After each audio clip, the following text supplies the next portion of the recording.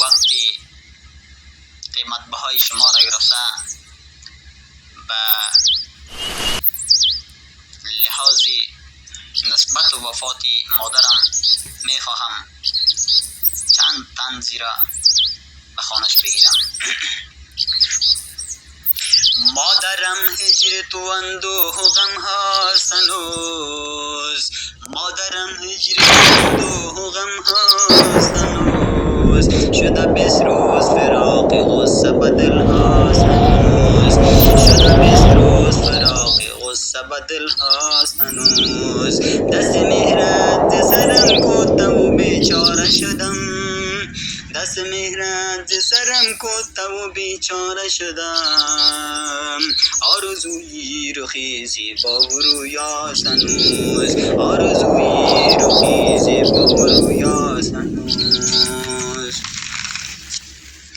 برایم سایه سر بودی مادر، نگویا چیزی دیگر بودی مادر.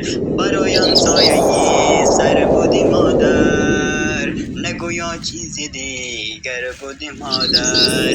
به دنیایم اگر چیزی نمی ماند، به دنیایم اگر چیزی نمی ماند، فقط ای کاش که مادر بودی مادر، فقط ای کاش که مادر بودی مادر.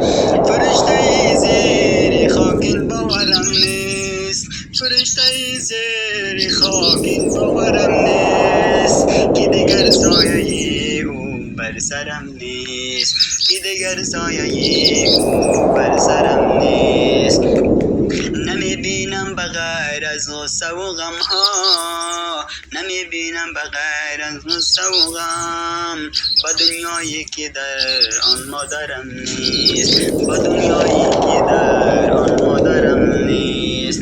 دیگر آغوش مادر جای ما نیست، دیگر آغوش مادر جای ما نیست، دریغا دامنش ماوای ما نیست، دریغا دامنش ماهوی ما نیست.